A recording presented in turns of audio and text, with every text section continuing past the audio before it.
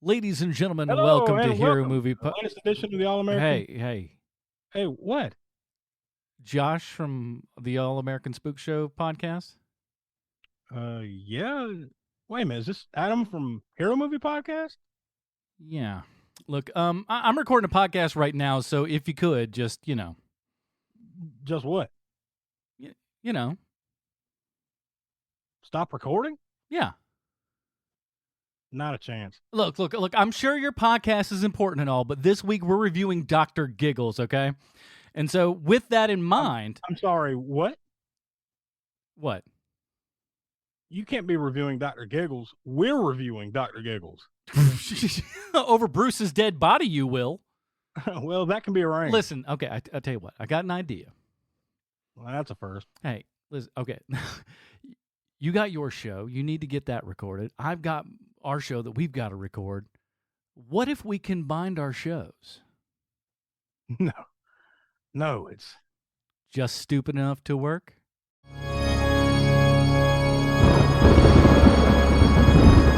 Welcome.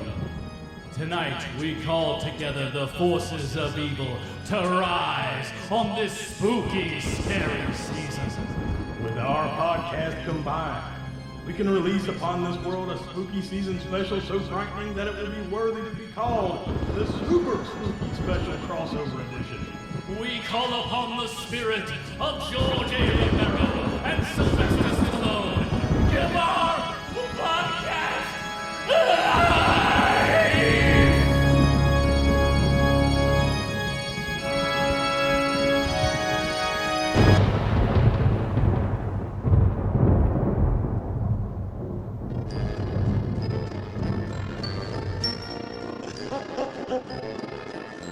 I love to laugh loud and long and clear. I love to laugh. It's getting worse every year.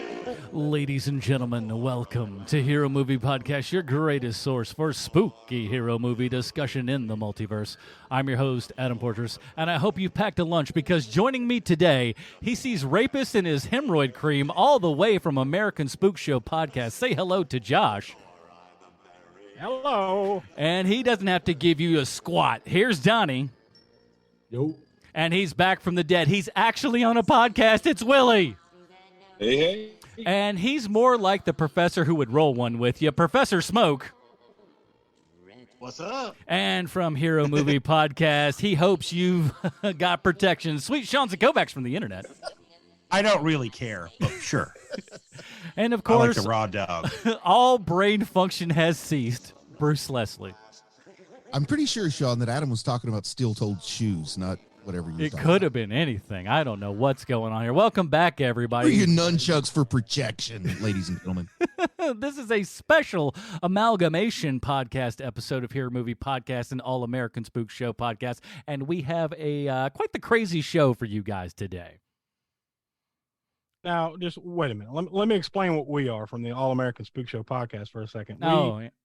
We got to get this pesky stuff out. Fine. We talk about horror movies. We talk about cult classics, cult favorites. We talk about canon films. So that's a litany of things. And we've got tons of stuff we do over on YouTube as well. We talk over there about grindhouse movies. We're going to be starting a series pretty soon called Hammer Horror in Order. So we're literally going to be watching the Hammer Horror, and thrillers in order as which they came out. Another one that we do over there is Spook Show Rewind, because early on in our days when we first started the podcast, Donnie wasn't on there. So we do the rewind episodes to kind of go back to the beginning and give Donnie a chance to watch those movies, rate them, and, the other little gimmicks and bits that we do. So that's what we do here on the All American Spook Show Podcast. I'll say this, you guys have just been, how long has the show been going on so far? A couple years? 4 years. 4 years at this point, and like you've gotten more consistent, and things have gotten just better and better and better. And if you like Hero Movie Podcast, you're definitely gonna like their show as well. And if you like their show, you're probably gonna like our show as well, because there's a whole bunch of just stupid shenanigans and stuff that we do over here.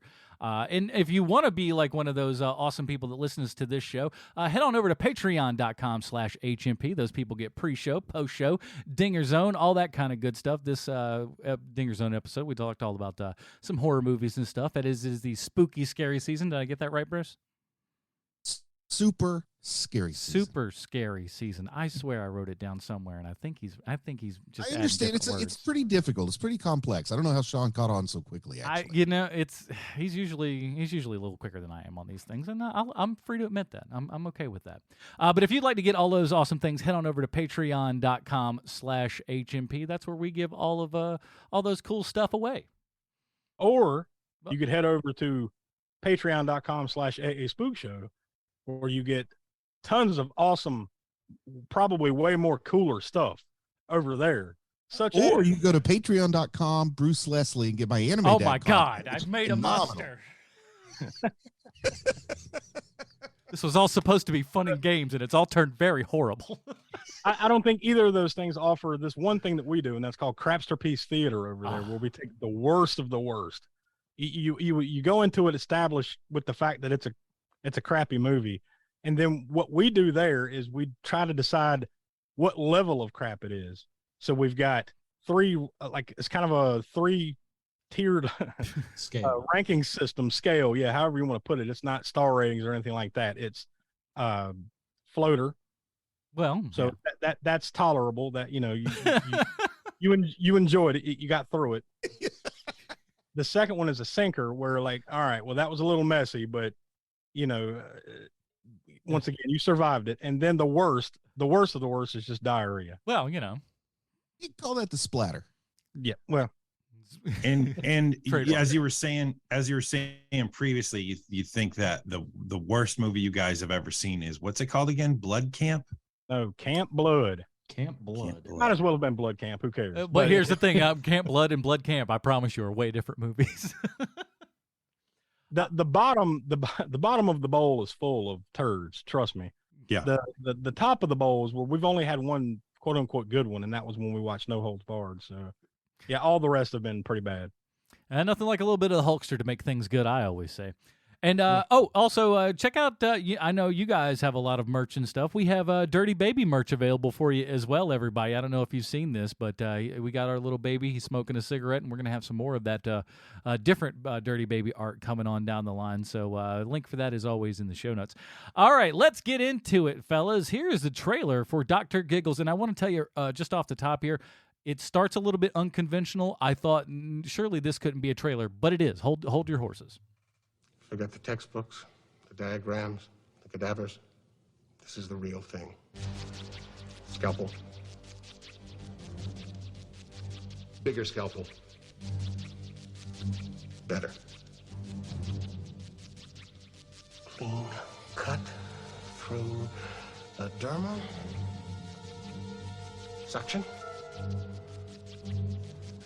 Easy now. Retractor. And cauterize. Just nudge these intestines over to the right. Bone cutter.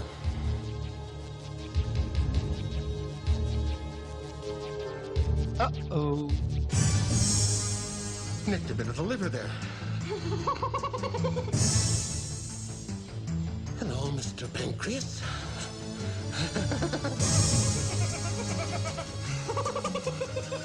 It only hurts when I laugh.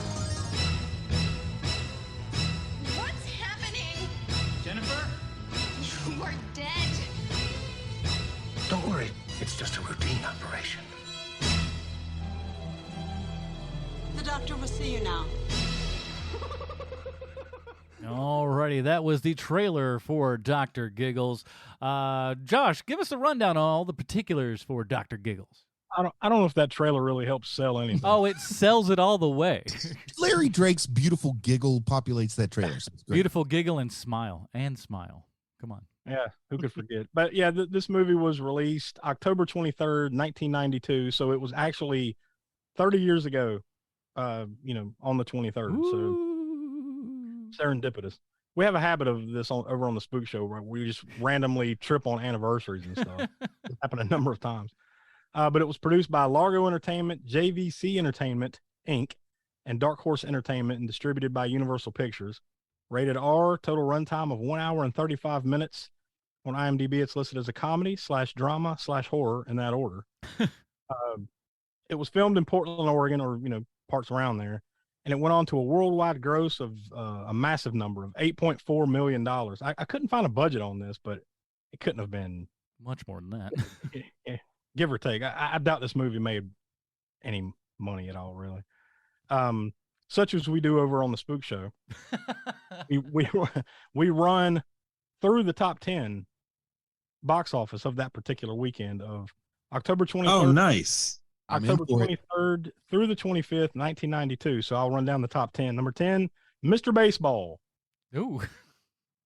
Number 9. Right? Yep. Number 9, A River Runs Through It.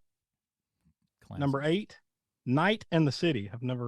That's a Martin Lawrence film. Well, there you go. It's no Mr. Baseball. Number 7, Dr. Giggles opened up to $2.7 million in its opening weekend. 95. Number 6, also opening up that weekend, one of Adam's favorites, Pure Country. Good stuff. Number 5, Consenting Adults.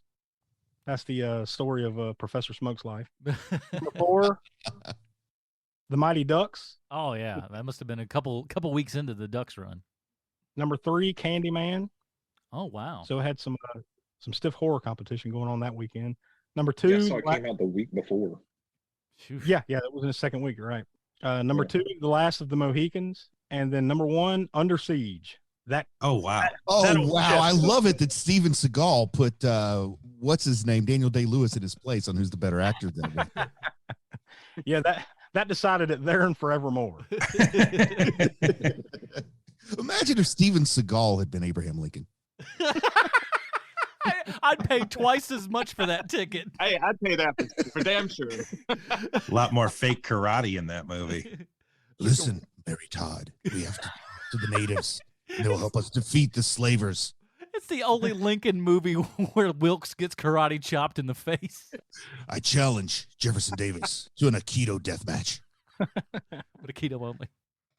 It was directed by Manny Cotto, who went on to he directed a couple episodes of Monsters, that old anthology show, Tales from the Crypt. He was a writer and producer of American Horror Story, Dexter, and the series 24. Oh. Wow.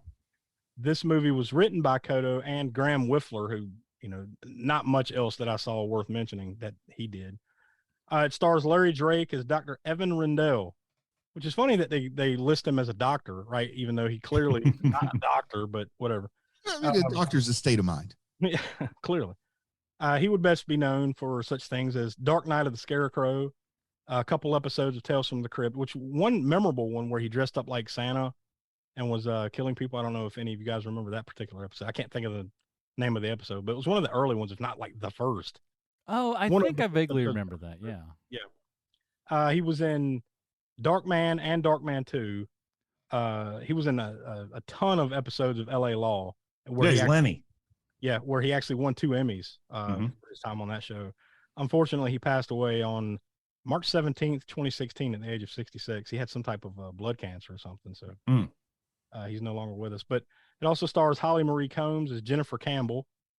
She would best be known from Picket Fences, Charmed, Pretty Little Liars. I mean, she's still active today, but mostly television. Cliff DeYoung as Tom Campbell. That's her dad. He would be known from Shock Treatment, The Hunger, The Craft, and one of Donnie's favorites, Flight of the Navigator. Oh man, Flight of the Navigator is awesome. Glenn Quinn as Max Anderson. That was Jennifer's boyfriend in the film. He would best be known for Roseanne, the show Angel. Unfortunately, he died young. He died back in December of 2002 at age 32. I didn't see what the cause was there. But, Drug overdose. Okay, there you go. That's sad. And going from that sad note to this up note, Dougie Doug, Mhm. this movie as Trotter. He would best be known from, he had a long run in Cosby, not the Cosby Show, but, the one much later on, like the late 90s. Yeah. Cosby. Yeah. Cool Runnings, Eight-Legged Freaks, and one of Willie's favorite movies, Operation Dumbo Drop. Yeah. Different world. That dude's got a giant mouth. You talking about Dougie Doug, or you talking Yeah. about Willie? No. Oh, okay. Oh, God almighty. You're just throwing down the gauntlet. I guess I'll just sit here and swallow the mic.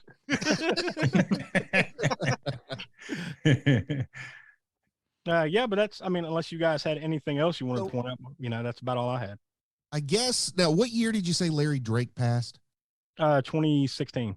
So do you think that's why there was never a sequel? Because I feel like 2018 was when Dr. Giggles 2 would have been like perfect.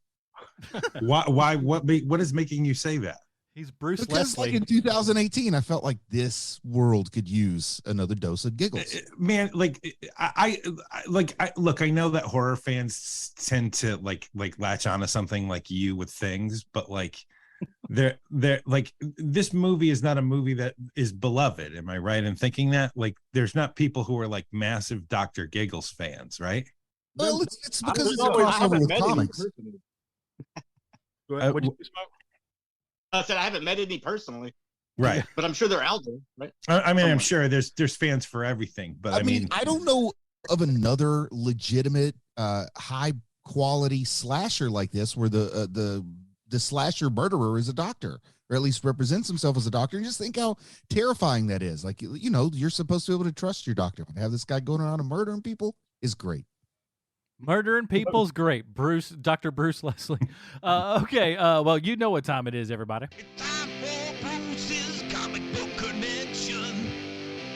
I know this for some reason has been on our list for a long time. I'm not 100% sure why. Maybe Bruce will let us know. Bruce Leslie is why.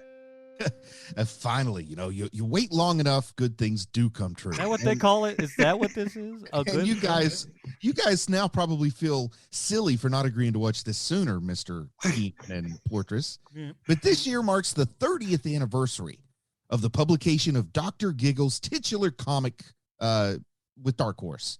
Yes, in 1992, we got a Dr. Giggles miniseries with emphasis on mini because there were only 2 issues. If you bought both of those issues in 1992, it would set you back a cold $5. But if you bought them and hung on to them until current day, you could make a tidy profit. Because presently on eBay, the 2-issue collection goes for, now are you guys ready for this? Sitting down. $10. Woo! That's right. In just 30 short years, they've doubled in value. You have no idea how happy I am to have a storage unit absolutely filled to the brim with these classic comics. I call it my Giggle Vault, and I plan on it being the sole thing to fund my retirement. I don't know if Sean? that's something you should brag about. Sean, Mhm. imagine if you came to visit me during my golden years. And to celebrate the occasion, I made a pot roast in the crock pot. I'm trying to make something nice and All bland. right, I'm there so I'm far. trying to remind you of the good old New England boiled suppers you were raised on. Now you have a piece of soggy brown meat on your fork and you think, Dr. Giggles paid for this. So how does that strike you, Sean? Well, now I love Dr. Giggles. See, you get the brown meat. I do. So the Dr. Giggles comic was published by Dark Horse, and in my opinion, the best thing about them is the gruesome cover art that was drawn by Doug Minke. Of course, Doug Minke of The Mask fame.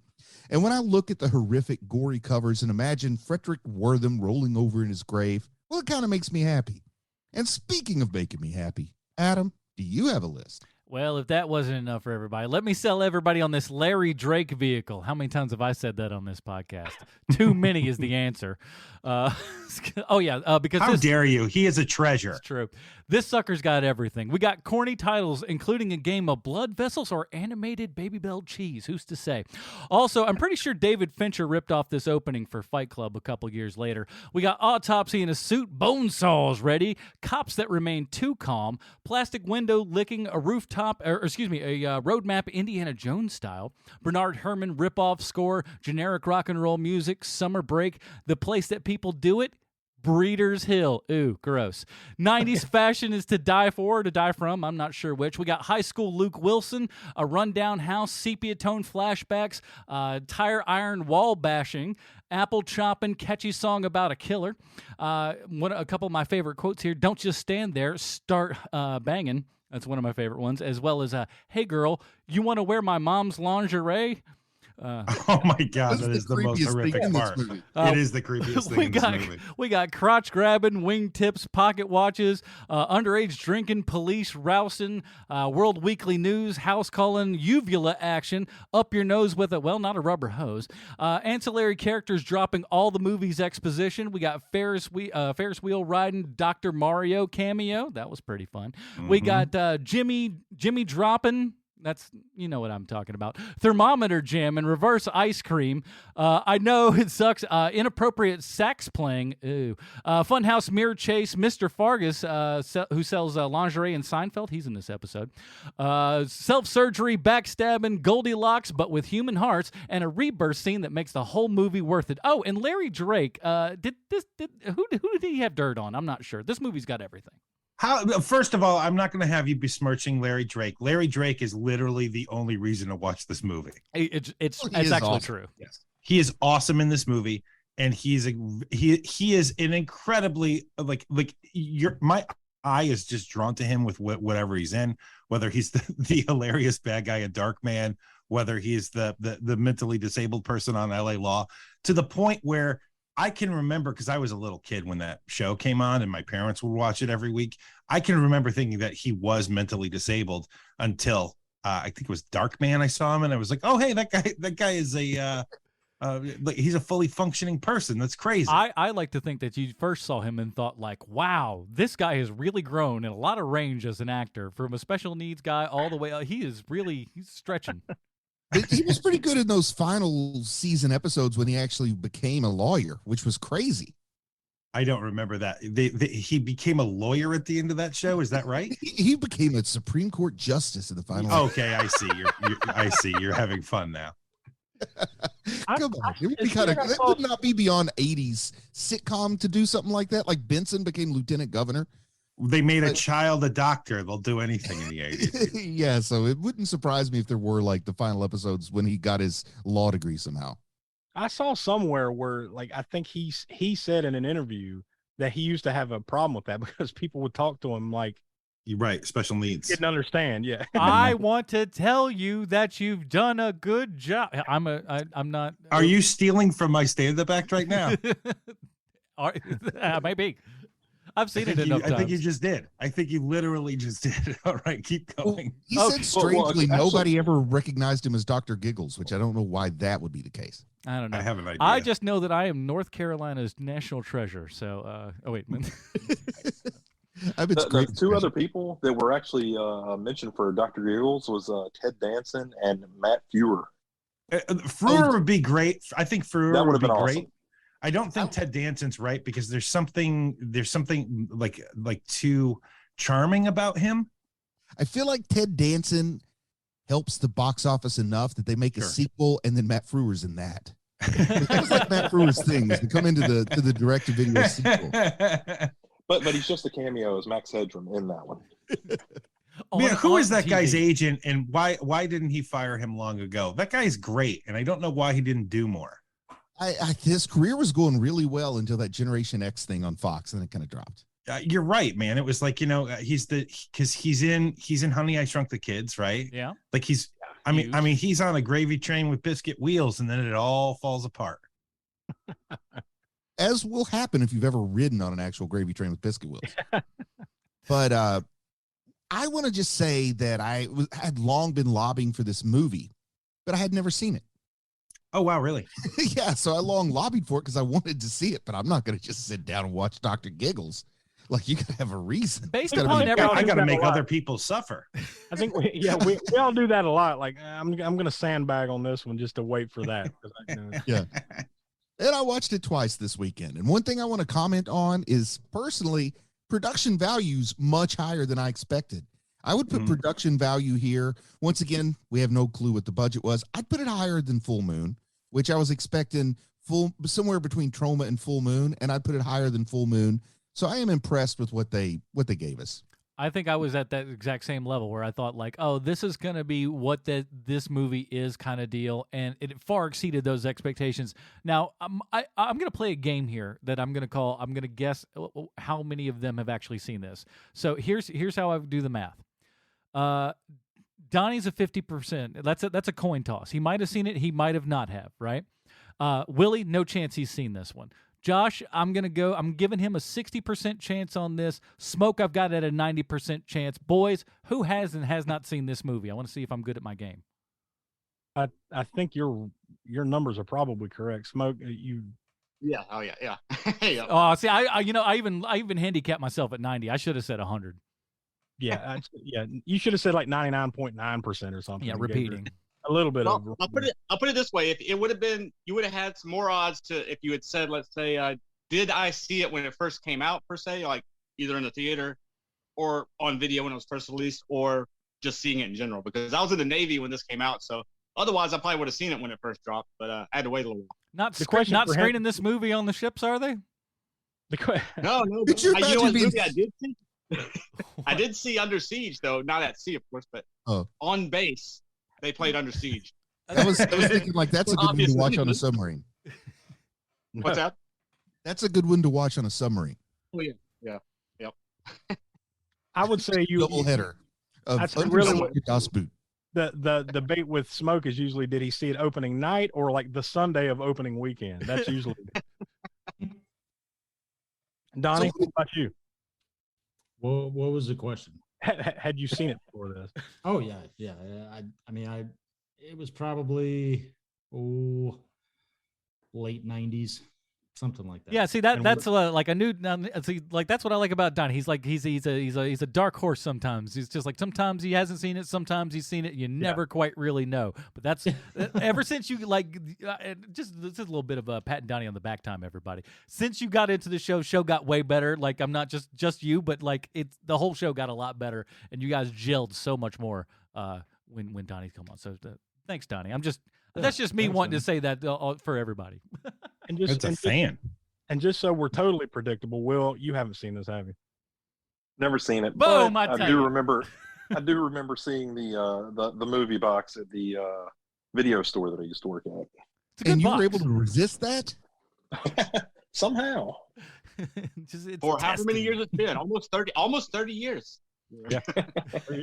So I just want to take like a straw poll. Since we got 7 people, there might be enough here to make this work. But I would put forth the argument that Dr. Giggles is better than the first Leprechaun. Oh man, that's a tough one. Yeah, I know that. There's a connection there too. By the way, I read somewhere that Jennifer Aniston tried out for the role of, which was a Jennifer in the movie. Yeah. Yeah. And she did Leprechaun come out the same year or shortly thereafter? Yeah, she. I believe I saw that she couldn't take it because filming Leprechaun. Oh, okay. So there you go. So whether or not Dr. Giggles' Leprechaun's better, I know she probably would be better, would like it that she's best remembered for being in Leprechaun than if she had chosen Dr. Giggles, I would assume. Yeah, no Whether, one made not 5 sure they acknowledge either unusable one. sequels to Dr. Giggles, but we did that with Leprechaun. Well, see, I think that if Leprechaun gets 6 movies, Dr. Giggles should have at least 3 or 4. Yeah. Easily. Now we'll find out as we get toward the end here because we actually did Leprechaun, or we watched Leprechaun all the way back in episode 26 of the Spook Show, and there our consensus score. Now this is minus Donnie, he wasn't on the show back then. Was if you round it up, it's basically 3 stars. We gave Leprechaun. So we'll see. You're grading on some kind of scale there. You're not like saying No, we no, go over the IMDb top 100. No. Those are 3.5 stars. You're not comparing, and the movies that we do, I should say that as you're not comparing it to Grapes of Wrath and Citizen Kane. Gone with the Wind here. You're comparing it to Reanimator, so that, What a great pull. Grapes of Wrath was the first thing that came up. That's awesome, man. I want to see Boz Lerman Grapes of Wrath. Like it'd make the Depression look so beautiful. A lot more singing happening. in Depression that looks one. like a bomb party, man. I'm ready to go. All right, so you guys kind of go through. And closest we'll get to the Grapes of Wrath, it'll be The Apple by Cannon. We haven't done that yet. Oh wow! Holy cow! Jesus. Man, that is a bad movie. That is a there's very bad movie. And there's our monthly mention of The Apple. Yeah, we got to slide it in somewhere. Yeah. You just got to, like, we've realized over the years that you just have to drop little bombs like that are just kind of ticking in the background, and eventually Dr. Giggles comes around, and here you are. Yeah. Well, yeah, it makes Dr. Giggles look a lot better too, because when you're watching like a movie we recently watched that was garbage, Summer Camp from 1979. When you watch one like that, you appreciate Dr. Giggles a little bit more. Now, have you guys run across like alleged horror movies, but then after you watch them, there's some disappointment that there's not enough kills and not enough gore? Oh yeah. Well, Giggles is not one of those, thank goodness. Fortunately, that's one thing I was surprised about, was the amount of actual gore in this movie. I thought that this could easily be one of these sort of bloodless kind of things where you're always panning away from the shot and stuff, and like there's a bit of that, but like there's enough gore to get away with it. It feels like they're doing something with it. Especially if you count in the red junior mints floating around on the credits.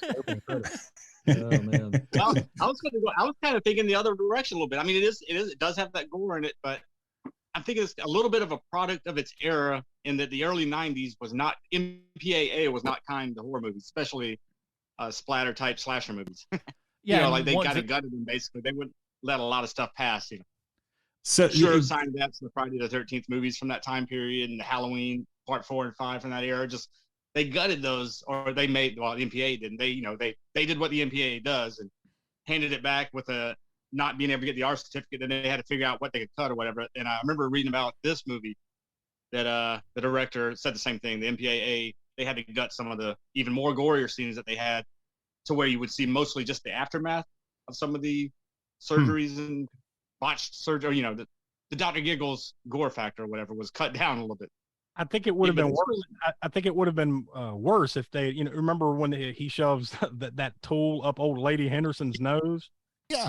Yes. If it went full Total Recall on that. That would have been more, The scene prior to that, she's got her pills laid out on the counter. She's got the red pill laid out, and then she comes back and it's a blue pill. And I'm thinking, this is kind of like the Matrix, but slightly in reverse. She takes the blue pill. Well, she takes the red pill.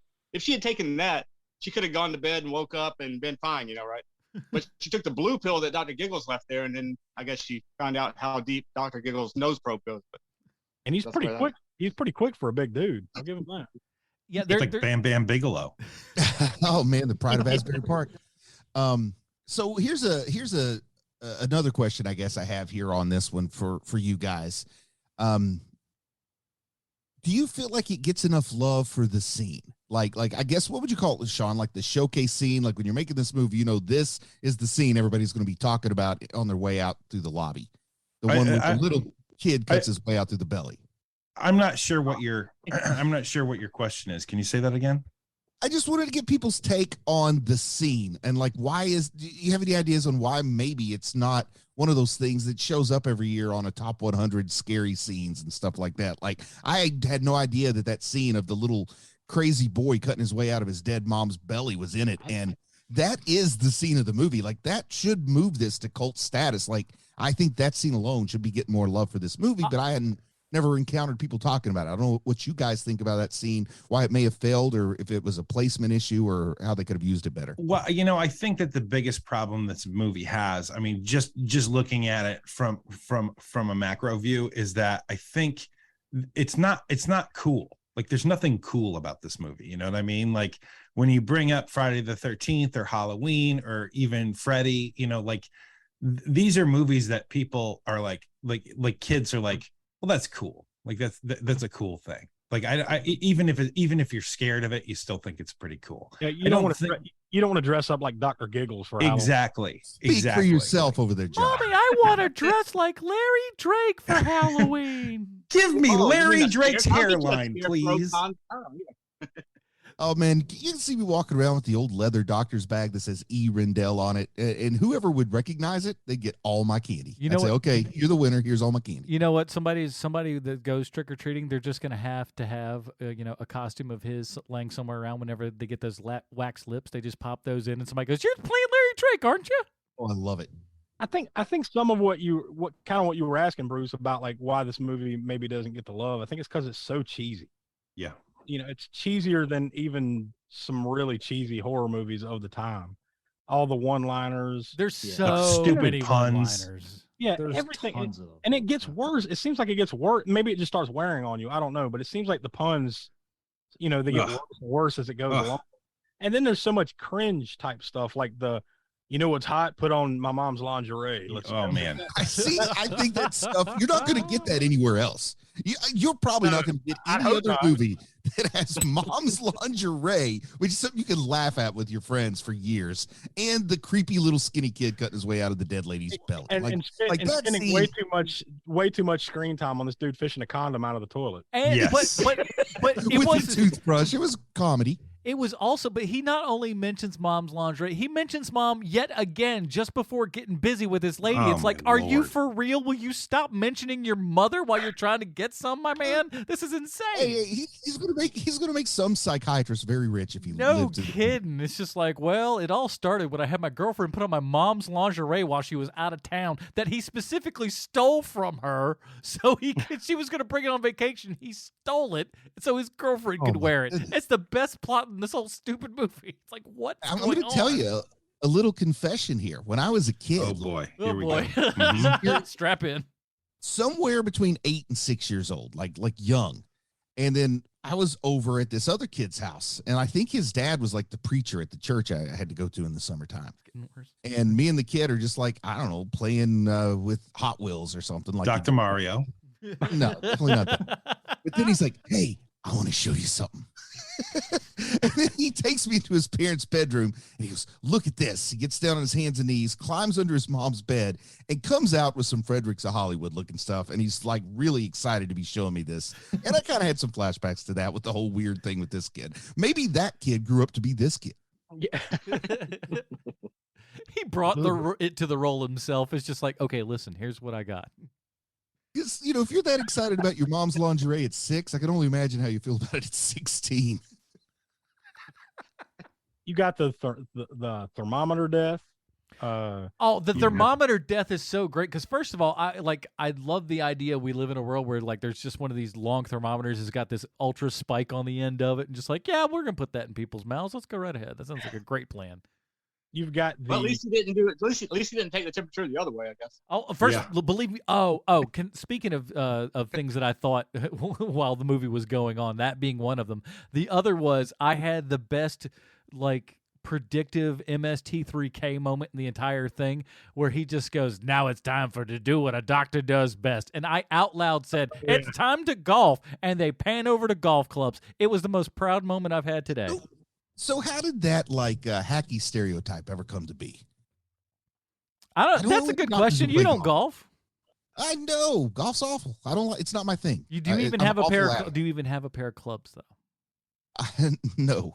Oh well, that's shocking. I figure you might have one in the back to like if somebody said, "Hey, let's go do something," you would like hit something around, but not be very good at it.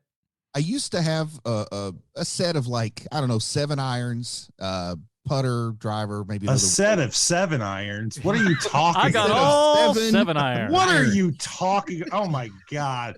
I've got a football bat here. But after 10 consecutive home intrusions, I broke all my golf clubs. So now What are you even talking about? I keep the golf bag by the door filled with only 7s for when marauders come. no, I had the 7 irons. I had a 2 iron, 9 iron, 4 iron. All the Hand me the irons. 7. Hand me the 7. What do you think? What do you think, Caddy? What Hand should I daddy use? is 3 wood. I think you should use the 7. Is this a Tin Cup reference right here? Yeah. Clap, snap, whatever. Get another ball, another home intruder. So I think if That's I what happens watched to the this, guy when he climbs back into the bed, right? Like they cut Yes. they cut it off, right? Like, I Yes. don't see any of this happen, but he gets in. Hope you have protection, and then Yeah. bloody sheet, right? Yeah. It's Yeah. so The good. schwanz is gone. The stomach pump death. I think it was Oh, beautiful, the man. stomach pump death Beautiful. was so love the great. colors. I love that she finishes up like she continues to have her bowl there. He looks at the bowl and goes, "You know what I'm gonna do?" Sticks the thing down her throat and makes it come right back up. It's the exact same liquidy consistency. It's so gross. It's great though. Yeah, there's a lot of you can see the medical horrors or whatever that's playing with, the kind of like the same horrors that the Dentist movie played with in '96 for dentists. For people they have a fear of dentists or whatever. They have the thermometer under the tongue thing wasn't that big of a deal, but I mean with the spike on it, and then you feel that you don't see any gore in that scene except for a little bit of blood splatter on his face, but you feel when he shoves that thing under, it's going under her tongue. That's that kind of pain, I guess you feel like when you see eyeball violence or any sort of things done to tender organs, let's say. And I know they explain it off like, well, he's got like an IQ, like this crazy high IQ and all that, but like he's a crafty dude. Like some of these tools he has, like to come straight out of the mental asylum, to have these crafty ways of killing people. Well, I imagine that's how he wound up in the mental asylum, as he was doing this, or he wanted to do this, and they managed to head him off at the pass, and he hid some stuff behind a tree or something.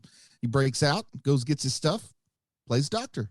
Well, now they establish that, like, I know we're probably thinking too much about this movie already, but they established that like he goes into the mental hospital like right away. Like I guess as soon as he busts out of his mom's corpse, right? Yeah, you're going to the loony bin, and I love the dropped exposition of like they call him Dr. Giggles, but nobody knows why. I love stupid crap like that. Oh man. But why any of it though? Really, that's my question. Why any of it? Like, why did his dad stick him in his mom's corpse? Like to Because smuggle him out? How else are you going to prove you're crazy? He's smuggling him out, I guess, right? Like, yeah. But why?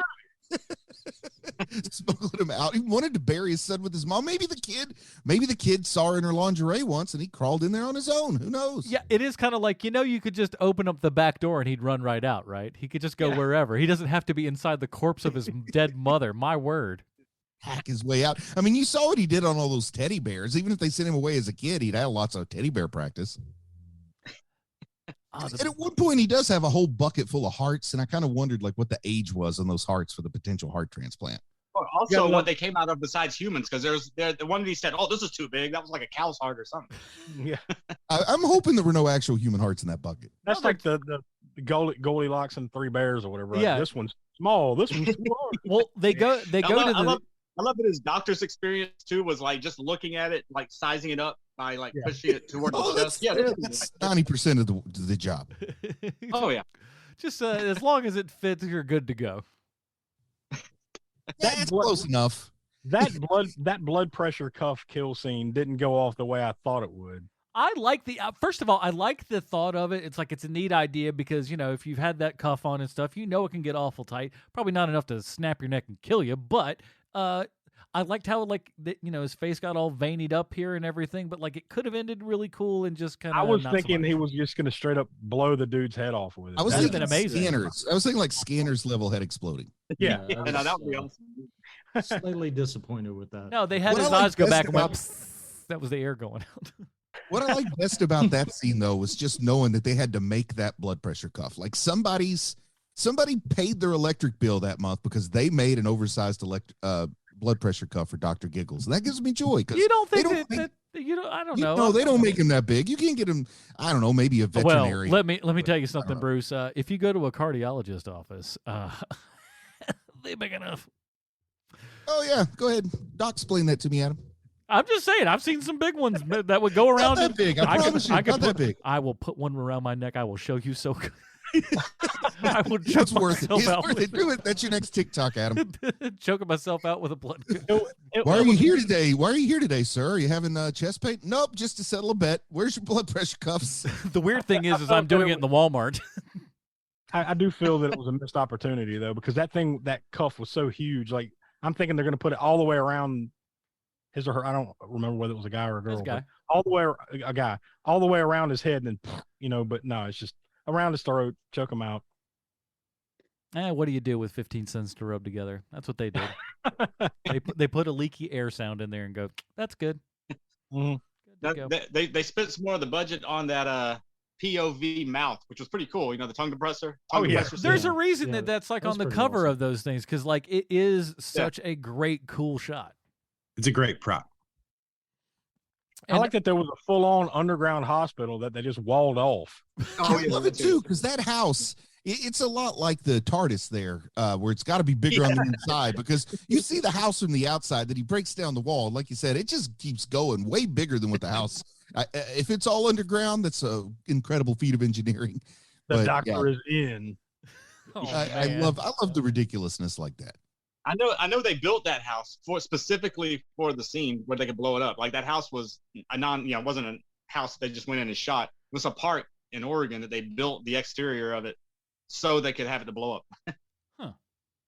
Man, that drives up the budget. I love the True. I love the nosy that tongue neighbor. depressor scene. What's that? I love the nosy neighbor, like when she's coming across with the dog and everything. Any kind of Kravitz-esque neighbor is always on my list of like great characters to have in something. Somebody's just like sticking their nose where it shouldn't belong and then gets, Did you use the Mrs. Kravitz reference? Yeah. Oh man, that'll be. I love it. That's great for like our 60-plus-year-old fans. It does. Listen, we've got some old fans on this show, and that's I know, we man. do well to cater to everyone. Any kind of other thoughts and stuff where we kind of get down to some of the nitty gritty and everything? And I hate to feel like I'm kind of monopolizing the time, but I'm passionate about this film. I just have another question for all you guys, like roundtable style. Do you think this film would have been more embraced? Do you think it would have found a more loyal audience? Let's say it came out 4 years earlier, in 1988. That's a really, really great question. I think that it would have maybe had, well, if you go back a couple years more, maybe 86. Yeah. I think they would have gotten even more gore into it. The MPAA would have let more fly, and I think more people would have been talking, or if they had just released it unrated in 1992, that there would be more people talking about it had that gore not been cut. And I would love to see, I don't know what happened to it. I assume that it's gone forever, or they would have probably released a unrated version of it by this point. But yeah, I would love to have seen that. If it all the gore that they had to take out from the MPAA, I think would have definitely made more people be talking about it today. Yeah, I'd echo that. 80s were a great year for horror. And yeah, I would echo that with 1986. I mean, I'd go back, if you want to go back 6 years, I think it would have, definitely got more love. If it would have packed more of a punch. Yeah, that's for sure. What you're saying is Larry Drake fever would have started earlier. Makes a lot of sense. I've already got it. I never lost it. There's no vaccine for that one. No can do. Well, let's do this, shall we?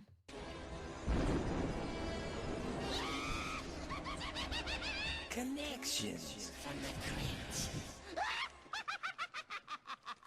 All right, Donnie, you got some connections for look.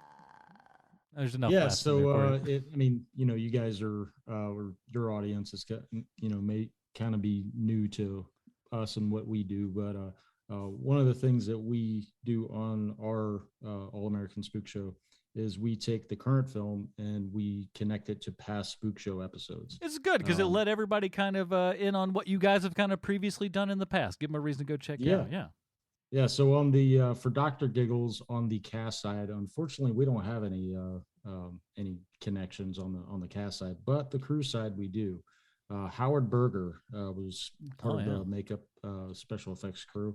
He was also in a past Spook Show episode of The Green Inferno, Annabelle. Oh wow! The House of Wax remake from 2005. Boo! I like that movie. And Invasion USA. So 4 past Spook Show connections, and one of the founding members of K&B. So you don't get bigger than that. Founding members of what? K&B. K&B Effects. Oh yeah, K&B Effects. Oh, okay. I thought that was like that. I was thinking of that like cafeteria chain in the Carolinas. I thought you said A&P. He's the manager at the A&P. You know that. Even more dated reference. Anything else? No, that's it. All right, then I believe.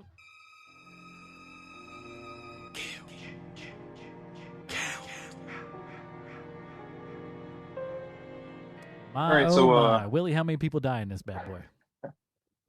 I mean, this number could honestly be all over the place because You have a bunch of dead people in the background. You have dead people in flashbacks. It could be, it looks to me like as few as 19, as much as 27.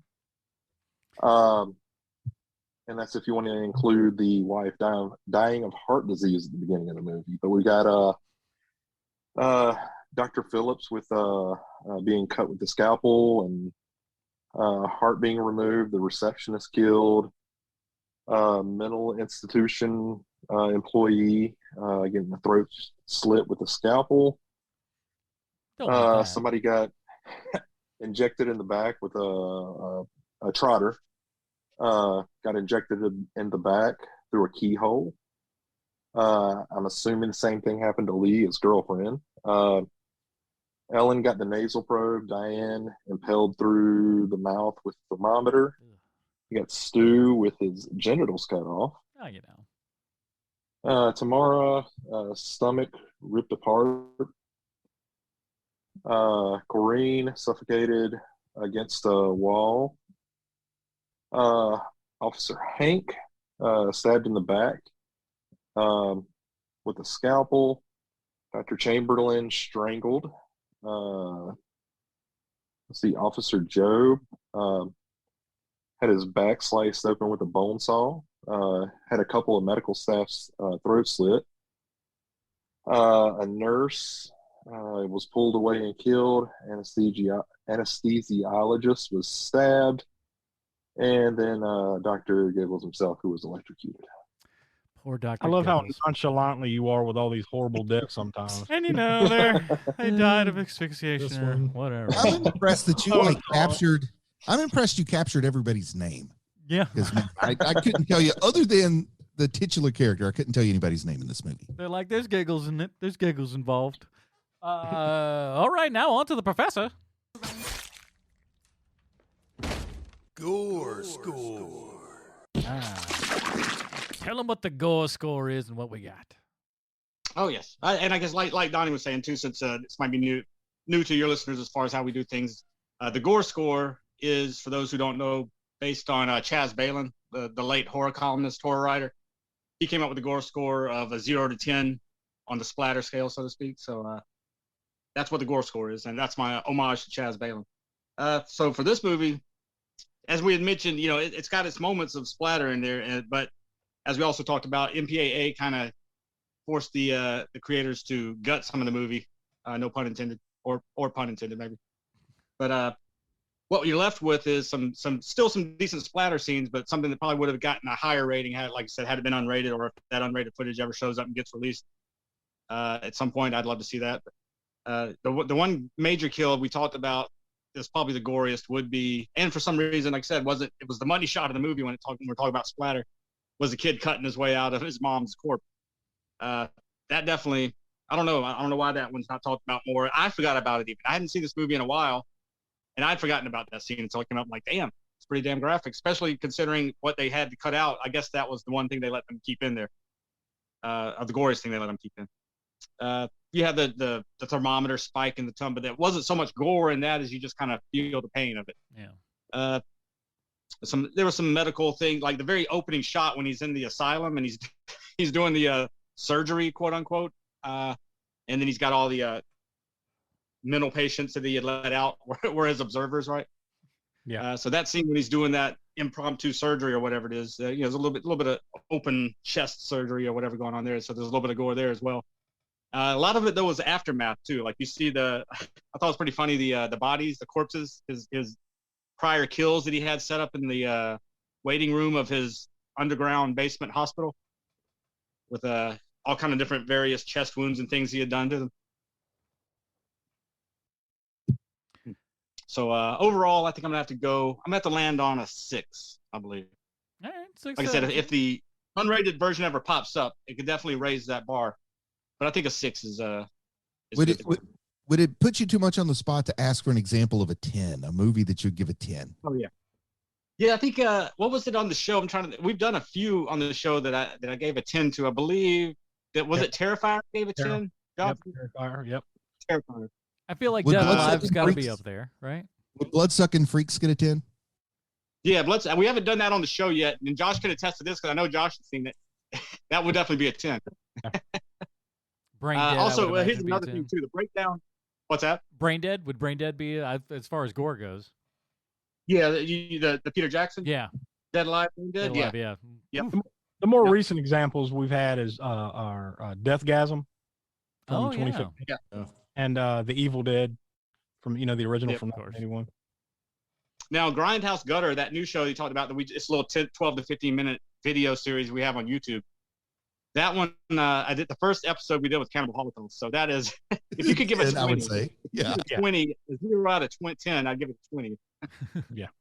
But yeah, there's certain things that have, like, we haven't broken this down yet because we haven't, on the actual podcast, we haven't done too many of the, what you might call mean-spirited type splatter movies like Cannibal Holocaust or like I Spit on Your Grave and those types of movies where sometimes the gore is of course way over the top, but sometimes the gore is not so up there. But like I Spit on Your Grave, the gore, if you think about it, there's not a whole shitload of actual. Oh, sorry, let one slip. There's not a whole lot of gore in there, but there's moments where you're like, I mean, it's just messed up, what happens to another. So there's a certain leeway when it comes to stuff that's like just messed up, mean-spirited versus good, fun, splattery gore like Evil Dead or Reanimator, etc. Not too bad. All right, before we get to our final review here at everything, we got to figure out how this throwback horror jam relates back 1-to-1 with Sylvester Stallone. Why, thank you, Adam. I have a prepared statement. Oh. Hello, Mr. Stallone. This week's connection to you is Patrick Cronin. He's the actor who plays Sheriff Harper in the movie Dr. Giggles. Now, Mr. Stallone, Patrick Cronin has been working in the industry for a very long time. His first major role, he was a day player on a show called Big John, Little John, way back in 1976. I had never heard of the show, so I did some half-assed internet research, and here's the show's premise. A middle-aged school teacher transforms into a 12-year-old boy at inopportune moments. It lasted one season. Now, there's two important things to remember about this show. One, the main character magically transforms into a boy because he found the fountain of youth on a trip to Florida. Number two, when he transforms into a boy, the boy is played by the same actor who played Cousin Oliver, which makes this show sound more like a monkey's paw type of situation than wish fulfillment. Now, I went to the best source for unbiased, well-written essays for television series, the IMDb user reviews. And today's review comes from someone who used their real name. Boomers, why do you keep using your real name? So, I'm not going to say his name here, but his review is entitled Big John, Little John, Monster Squad, McDuff the Talking Dog. He writes, these were a period of Saturday morning I will never forget. Apparently, there was a wish to bring back real-life shows and try to downplay the appeal for animation. These were hokey. Big John and Little John was pretty good to a 10-year-old. Funniest moment I can recall was Big John transforming while wearing a suit of armor for a costume party, and his wife had to hurry the nosy neighbor out the door, then get the armor on the couch. She's screaming, John, John, as she yanks off the helmet, and there is no head. They found Little John halfway down. I would die if I saw this again. End quote. What do you mean by this, name redacted because you used your actual name like a clueless boomer? Do you mean that you think it's the funniest thing you've ever seen on a TV show? Or did you mean that you made a pact with Satan and that you would live forever in the body of a 10-year-old as long as you never watched the suit of armor scene from Big John, Little John again? Because I have to say, that's a pretty good deal. As someone who has watched a lot of TV over the course of my life, and having never heard of Big John, Little John, you did pretty good for yourself. But to get back to this week's Stallone connection, Patrick Cronin, he's been a working actor for a very long time. And in 1990, he worked with you on the movie Rocky V, or as I like to call it, Very Sad Rocky, because it bravely answers the question, what if Rocky was a loser? Patrick Cronin plays Dr. Rimlin, who is either the doctor who informs Rocky he has severe brain damage, or he's the doctor who informs Rocky that his wife is dying of cancer. I can't remember. I haven't seen the movie in 30 years. It might even be the same doctor. I don't remember. But there it is, Mr. Stallone, this week's Stallone Connection. This is the third episode I've been directly sending you correspondence, so I hope to hear from you soon. Your pal, Sweet Shawnsy from the internet. Well, over here at Hero Movie Podcast, we have our own patented Robin rating system, whereas you guys over at the AA Spook Show also have just a regular old star rating system with a whole bunch of integrals in them. Let's see if we can combine our powers Voltron style here and see what each of our systems ranks up together. Let's start with you, Josh, since I'll start since I'm doing both here. For me, I had enough fun with this for exactly what it was supposed to be. I wasn't wild and crazy about it, but there was enough that it's Larry Drake. It's Larry Drake. Larry Drake's the reason to watch this movie, and if you know, we've seen enough movies with him in it, and like as much as we kind of I jab and laugh a little bit. He's the reason that you watch this stuff. Without him, it kind of really all falls apart. But for me, I'm going to go Damian Wayne right there in the middle. That's I'll call it for 3.25 stars in the AA Spook Show canon there and everything. Josh, what about you? We lost Josh. Well, Josh is dead. He killed himself because Have we checked our pockets? He knew this is check your pockets for Josh, please. See if you can find him. Might be there. He's having some. Then we'll leave it to Donnie. Donnie, what do you think? Oh man, what's your star rating, and we'll make a Robin rating out of that for you. Yeah, I'm gonna. This was enjoyable enough to where I'm gonna go 2.25. I like it enough to for that, and I mean, obviously, it doesn't take itself too seriously. It was made to be funny. It is, but it also kind of, to me, kind of works against it, but yeah, 2.25 is where I'm at. Okay, 2.25. I'd call that that's a high Stephanie Brown. Yeah, not too bad. High Stephanie Brown. Not too bad. Yeah. Sean, what do you got? I'm a high Stephanie Brown as well, and I would say 2.25 star. The problem, the biggest problem with this movie, because as we all now know, I am a Larry Drake stan, but I think that the big problem I have with this movie is the stuff that they started doing with Freddy later on in the Nightmare on Elm Street movies, where he keeps telling, all he ever does is tell jokes by the end of that series, and it's just the lamest, not fun thing in the world. And Dr. Giggles seems to get there in the first movie, and so for me, that's why it's sort of that's why it's so lowly rated. I love Larry Drake, but he is literally the only reason to see this movie. If it went to a sequel and he had to get even bigger, it would just become The Mask, I think. Yes. Willie, what do you got? I want to go with a 2 for me. It's funny, if I could break this movie into 2 halves, I'd say the first half would probably be closer to a 3. I mean, with the rebirth scene. Some of the one-liners are funny, and it's supposed to be, a comedy horror. Yeah, a little corny. But, very much, like everybody else has said, as the movie goes on, it's rinse and repeat, rinse and repeat, rinse and repeat, rinse and repeat. So I'm going to go with a 2 for the overall movie. All right, Stephanie Brown again. Smoke, what do we got? I kind of echoing some of the same sentiments. Larry Drake is awesome in it. Although some of the dialogue, as has also been mentioned, is some are hit and miss with the one-liners. A lot of miss, especially the last line he has, which I believe is, "What is there a doctor in the house?" I kind of like that. It's stupid and it's terrible, but that's why I liked it, because it was stupid and terrible. Perfect. You know it's coming. Like, as soon as he says the first, even almost before the first word comes out, if you've never seen it, you can almost guess what he's going to say. But as soon as the first word comes out, and then he draws it out. I mean, it has its charm, but it's definitely, it's cringe, but it's funny cringe. Yeah. The gore, as I've mentioned and everybody's talked about too, is I just wish they'd been able to have an unrated cut of it. I think I'd give it a little bit higher rating. I think if I could see the uncut version of it, because I think that's one of the draws that would have, as you mentioned, if it had been made 6 years earlier in the mid '80s, it would have been there, and I think it would have upped the ante for me to score a little bit more. So I think I'm gonna land on 2.5.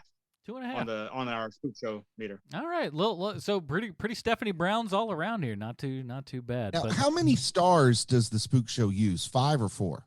We use 5. Sorry. Good. Okay, just making sure I'm tracking those ratings. Yeah, I was about. It takes it up a bit. I think we may have also kind of like tipped the hat as to how the Robin rating system works. Maybe just tiny. Well, you never know. Very similar to 5-star. But it's more fun because it's our own stupid thing. It makes everybody go like, "What again? What is this? This is dumb." Why are you thing." wasting our time with this Robin thing? That doesn't. We did have like, was it who? I don't know if it was Dr. Dan do. It was somebody that just goes like, "Well, this is just dumb," and we're like, "Well, you are right. It is dumb." But that's what we do here at Hero Movie Podcast, and we'll talk about what we're doing in the next week in just a minute. Guys, tell us more about All American Spook Show Podcast. Adam, would you like my rating? By chance? Did I skip you? There's 8 million people on this show. I'm so sorry, Bruce.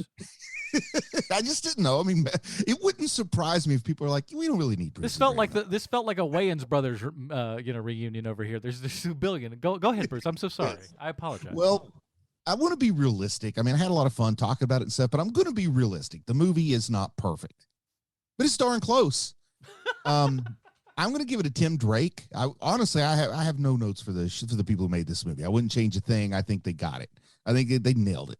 It's a shame that we didn't get a lot of sequels because I would have liked to see like Dr. Giggles 6, Larry Drake in space, because I kind of would have liked to see Larry Drake in an astronaut's costume killing people on a space station, pretending to be their NASA assigned doctor or something. He's the new hologram doctor on Voyager.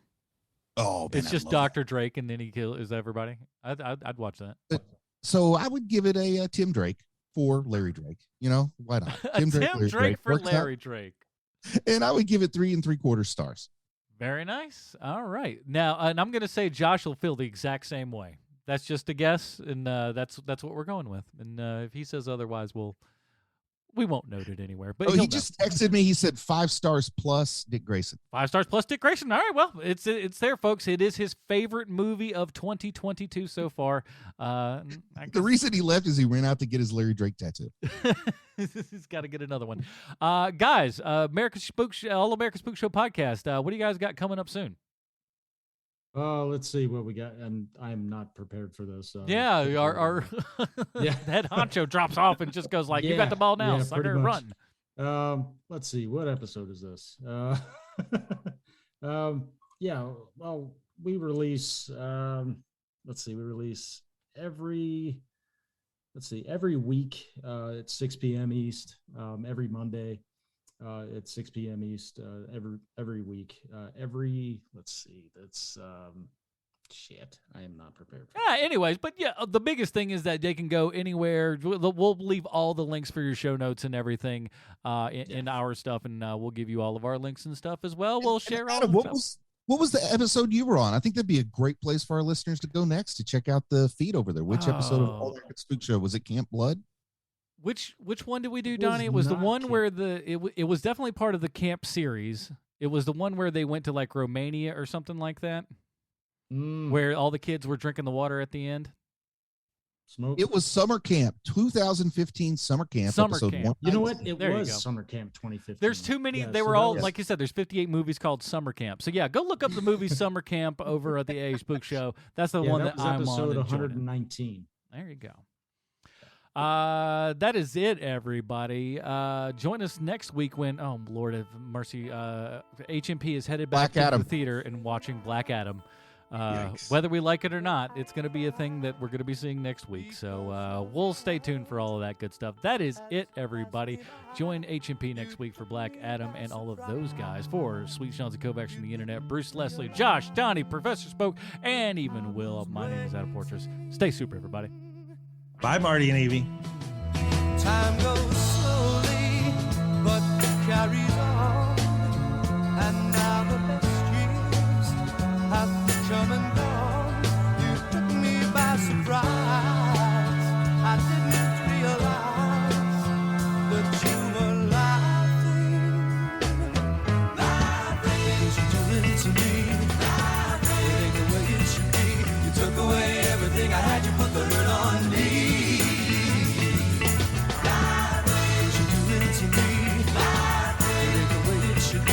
You took away everything I had. You put the hurt on me. I go alone now, calling your name after losing at the game. You took me by surprise. I didn't realize that you were laughing. Time goes slowly, but carries on. And now the best years have come and gone. You took me by surprise. I didn't realize that you were laughing. Laughing, 'cause you do it to me. Laughing, it ain't the way it should be. You took away everything I had. You put the hurt on me. Laughing, 'cause you do it to me. Laughing, oh, what you doing to me? You took away everything I had. You put the hurt on me.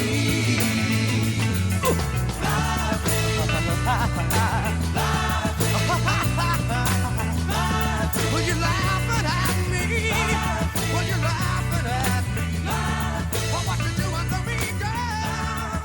I'm looking, you're laughing. I'm looking, you're laughing. You're looking, I'm laughing.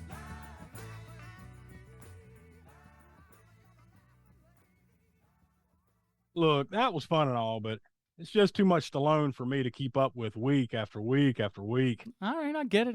I mean, okay, so what do you say we do this all again next year? Let's get these shows separated and we'll talk. Yeah,